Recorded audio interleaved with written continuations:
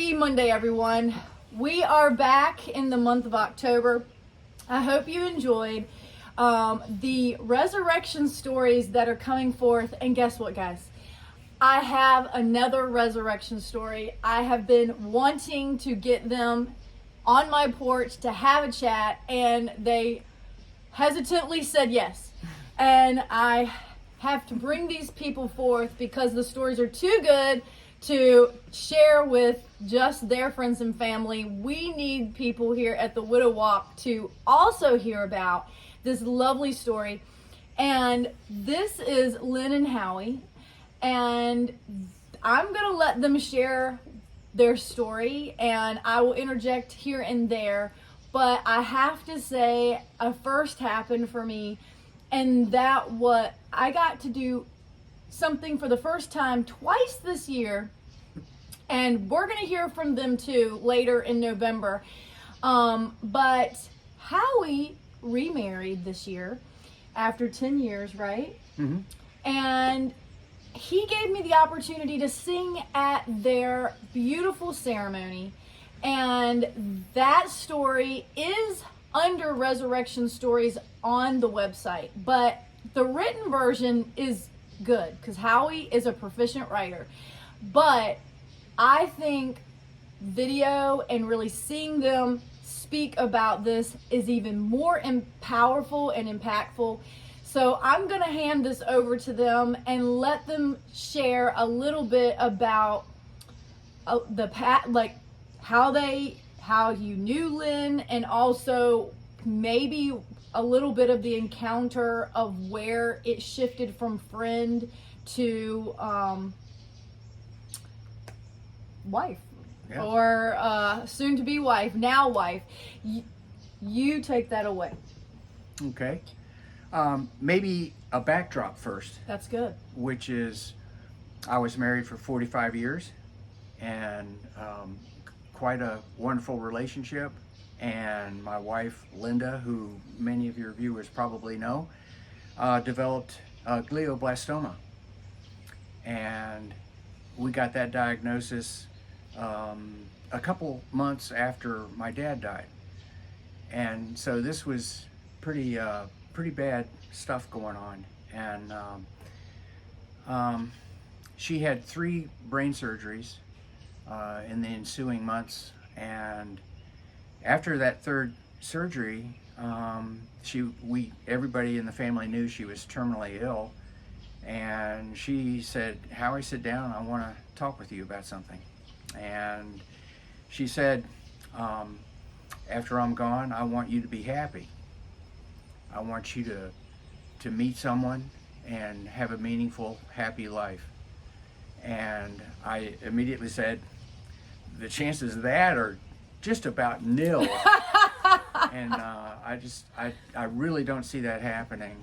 And I'm certainly not going to look and try to find someone like that, because the harder I look, the less likely it would be that it would happen. But if the Lord puts this in front of me and my path crosses with the path of someone else, I will see it for what it is, and I will be more than happy to participate in that kind of relationship again. So I left it to the Lord, and I didn't wish for a new relationship. I didn't expect it would not happen or would happen. I just left it to the Lord. And so I went along 10 years, and I had given my grief to God, and that enabled me to accept my grief. And I consider myself to have been happy that decade, still suffering and grieving, of course. But that grief is subordinated. And so then there's Lynn. And Lynn and I knew each other for some years because she's the daughter of one of my very best friends. And so we knew each other in that way. And one thing that distinguishes our relationship along the way is that we were open with each other. We trusted each other. It was I call it an innocent relationship. we shared things that normally would be very difficult to share with one another in both directions. And that meant quite a bit. But that's all it was. I'd call it a close friendship. And then all of a sudden, well, maybe you tag in. I think you need to tag in. Yes, the please. part that happened. Yes, I knew Howie and Linda, and they were just friends, and they had busy lives. We had busy lives. We didn't see each other much. But pretty soon after Linda died, we celebrated my dad's 75th birthday. And Howie and I just happened to be sitting across from the table from each other. And all I remember was talking to Howie, and I opened up, and I have no idea why. I just opened up and was just honest. I just felt like I could trust him. And then we didn't think anything of it, really, except that my family was saying, Lynn, what were you and Howie talking about? Looked very What were you Yeah. and Howie talking about? And later, we seemed to have Howie included more in family events and over at the house. And I felt he had an interest, but I was scared. And one time he asked me to come over to his house and talk, and I was like, oh my gosh, he wants more than friendship. But I think he was scared too, so we just sat and talked. Yep. And then I came home for our dad's birthday, and I was in a car accident, and I had to come back home. I couldn't get to my condo up near Richmond. And the next day, and I have no idea where this came from, because Howie and I had talked a little bit more, and he said, if you ever need anything, let me know. But I don't ask people for help if I don't have to. But I was like, Mom and Dad had a urology appointment or something out of town, and I said, Howie can take me. And they said, no, when we get back from our appointment, we'll take you. I said, no, Howie can take me. I don't know where I do know where this came from, but this was out of the blue. I was adamant. Howie can take me. I called Howie. He was actually doing writing for Micah. Yes. And I said, oh, okay, don't worry about it. He says, oh no, I can stop and start over at any time. And Howie, you can take the rest. I have to interject right now. Do you hear the organic, slow kind of process of hearts mending and hearts opening back up when a spouse has gone through a deep loss and one that was a deep love? It is scary to open yourself back up again. And I would say loss, grief, and love have a very similar energetic emotion, meaning it's intense. They have kind of a different, one may feel more sadness, one may feel more gladness, obviously, but the intensity of it is similar. I don't know if you can resonate with that. But proximity, I talked about this at the other interview, that proximity can bring people to the right place at the right time. And in this regard, a table and a conversation is what sparked it. And then all of a sudden, these occurrences started to happen a little more often, maybe not more often, but her curiosity had changed about some things. So the awareness of his frequency coming to these things, I think all of that was very organic. None of that was intentional to say, oh, Howie's going to say yes to these things because I'm trying to get to... No, there was none of that. I believe that it was all very organic, but the awareness of him coming and the drawing together of hearts and then these random thoughts that you think, where did those come from? Well, I would say it was the Holy Spirit, you know, that's drawing and kind of not letting some some things let up, if you want to say it that way. They reoccur in our minds enough to say, hey, maybe I should pay attention to that. And I also want to say part of his writing on our website, thewidowwalk.org, under grief education, most of the articles and the testimonies of walking through grief are from this man right here. They are thorough.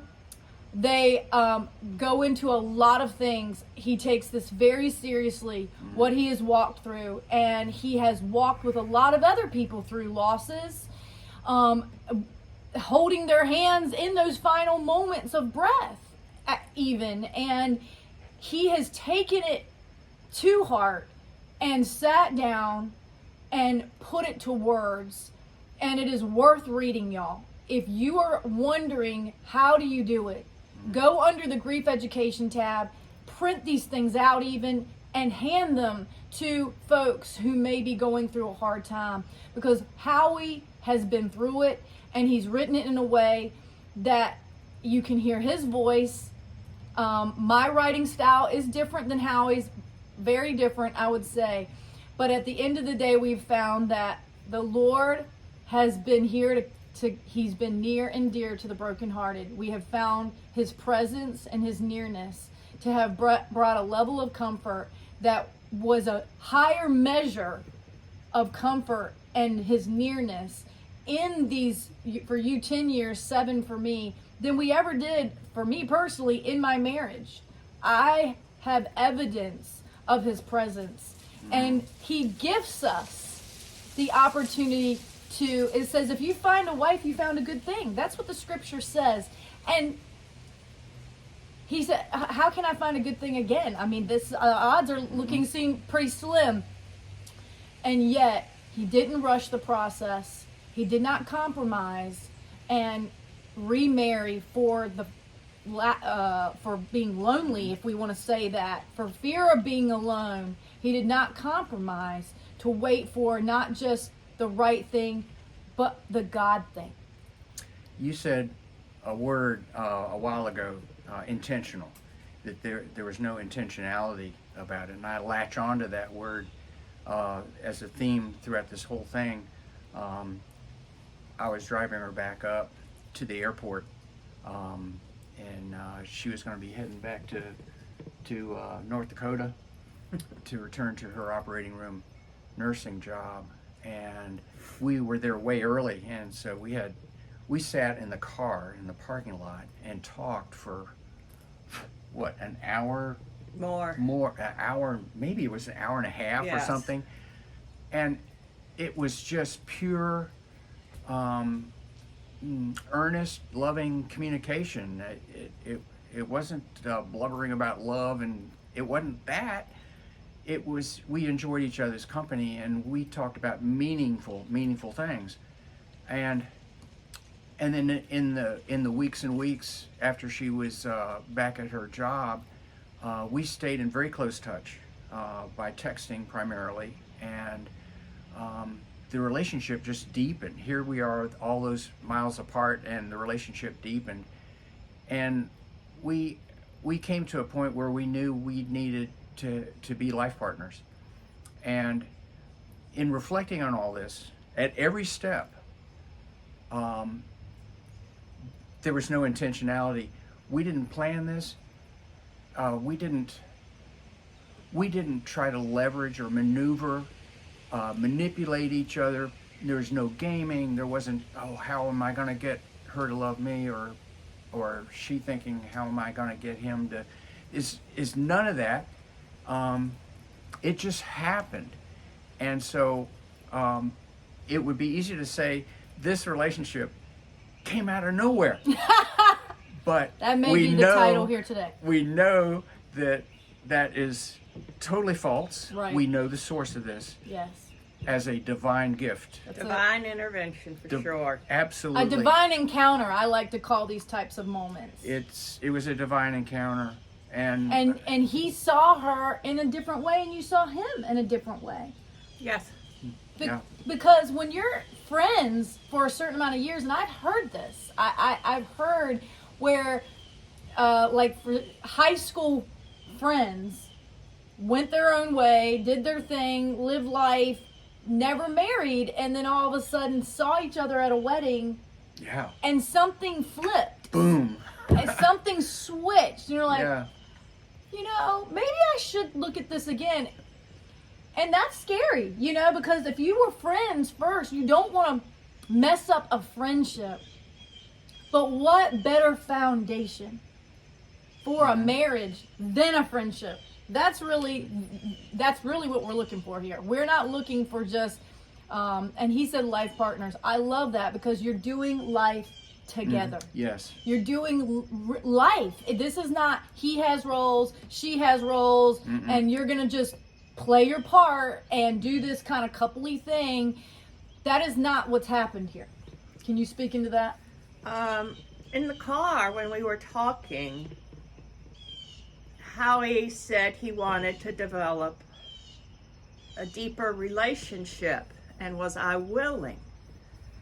And I was again afraid, and I said, I hesitated actually, and then I said baby steps. That's good. And then it was leaps and bounds. Wow. Yeah. I just started pouring out my soul and my emails after work, you know, and sometimes I called it blubbering. Thank you, Howie, because I would just type as I thought. I didn't go back and reread it. Yeah. And we just developed a relationship that way. And then when my father became ill and I came back to Franklin, it just solidified. The truth of the matter is that you and I and you and everyone I've ever known, we suffer in this world, and we have traumas and tribulations. All kinds of bad stuff happens, and wonderful stuff happens too. But it's easy when we live in the world to see painful things and to experience suffering. That's the easy part. What's even easier than that is the role that love plays. And so Lynn has baggage in this relationship. I have baggage in this relationship. I still grieve Lynn and my Linda. And when I do, she notices, comes to me with arms of compassion. This is what love does. It's very moving. This is God's love that does this. Pure and simple. There's nothing fancy about it. And so in a loving relationship, all the troubles, trials, tribulations of our background, which influence how we behave now, Yes. is subordinated by love. There's the old expression, love conquers all. And that is actually so true. Love conquers all that is ill in the world. And it's manifest maybe best in a relationship such as we have formed. It is the same love I've had before.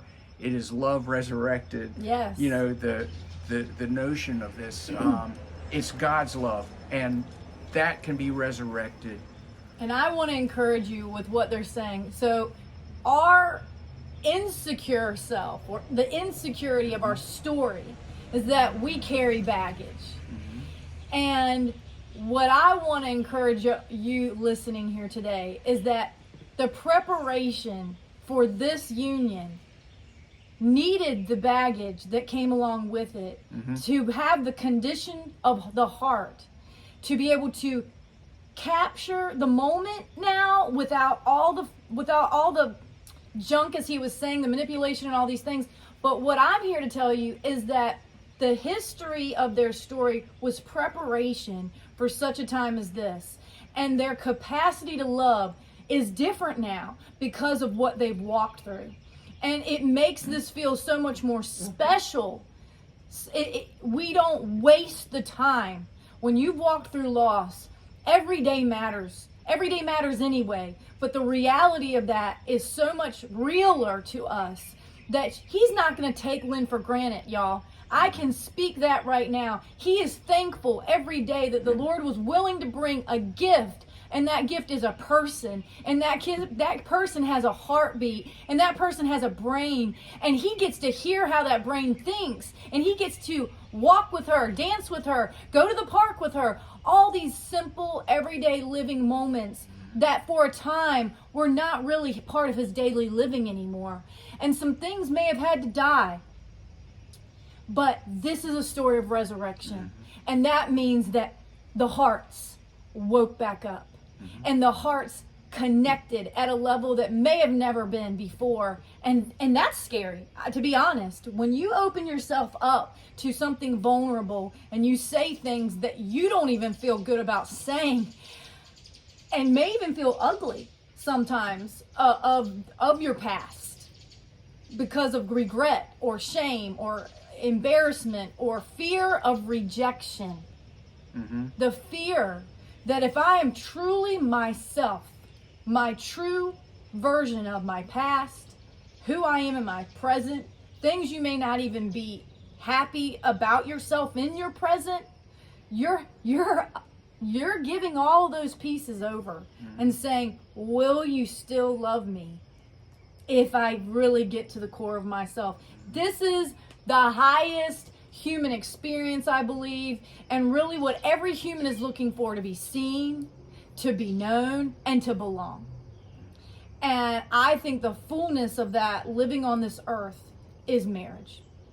I think it is at the highest level of expression in the earth, is to see people that respect each other, that honor their story, that actually enjoy each other's company, that enjoy listening. Howie is an expert listener. And Lynn may have needed just that. And in just the listening, it's mending a piece of her. So that she can become the best version of her that she's ever become. That is really what I believe in resurrection stories. That the better version is going to is showing up. You're becoming this now, Lynn Soucek. This is a new name. It may have a new posture. And she is ready, she was willing, and she's fully able and capable to step into all that God has for her. Do you have any final words here today? I'm just so thankful. That's it. It was divine intervention. Being, a basic human, I thought I had things figured out. I was just going to continue travel nursing in my RV, and that was that. And God had better plans, and He showed me what life could be like. And He brought us together. It's beautiful. Howie, any final thoughts? My thoughts are identical. I was cruising along, doing fine. And those that know me well, they know I was happy. And this happened, and it's like Lynn said, it's a unimaginable blessing. The first thing I do when I wake up is I commune. I sense the Lord's presence, and there's conversation that takes place, and the first thing I speak is gratefulness, like Lynn just said. Gratefulness for uncountable blessings. So many of them are little tiny, wonderful little blessings, and some of them are huge. And this is a blessing incalculable, undeserved. That's what grace is, right? Yes. The brain can't understand any of this. The brain is at a total loss. And I don't worry about that. That's right. My brain knows this is my left hand, and take measurements and all that. But love, the brain can't define what that is, but you know it, and it is it is more real than what the brain understands. Yes, it is. And that's how I appreciate this relationship. The brain doesn't have a clue, but you know. That's right. You know love. And I will encourage those, even from the younger, and we will finish up here, is that I know my nieces and nephews that said, how do you know? And I'm like, there's no doubt. You know. That's how. Well, how can it happen so quickly for, my parents? So it was like, and I said, that's exactly how you know. It is not, this was not lust or some of these other terms of infatuation, these younger terms we use of attraction and all this.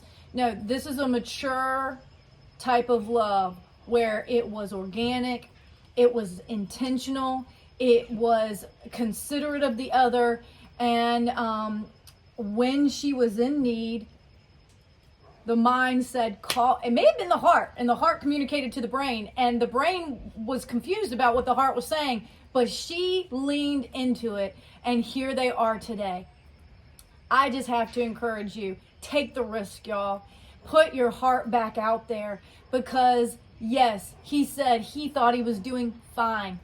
Fine is good for most of us. We're not in the below the line, meaning we're in some kind of heavy suffering.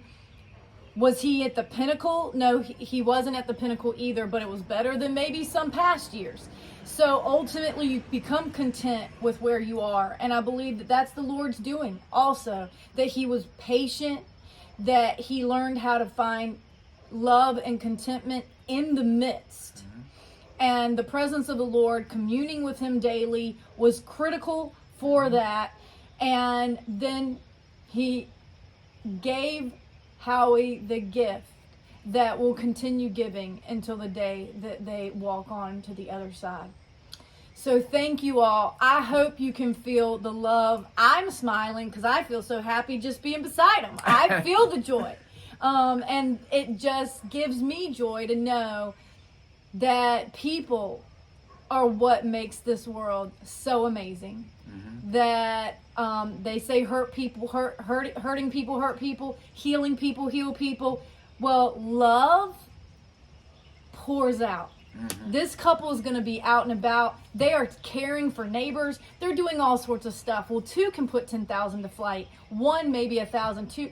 These people, this is a power couple, y'all. Just give them a hug for me when you see them out and about, and just say thank you. Thank you for your story, for their vulnerability. This was not easy, but I hope that you saw it came quickly out of their heart to share this story. See you next time. Bye.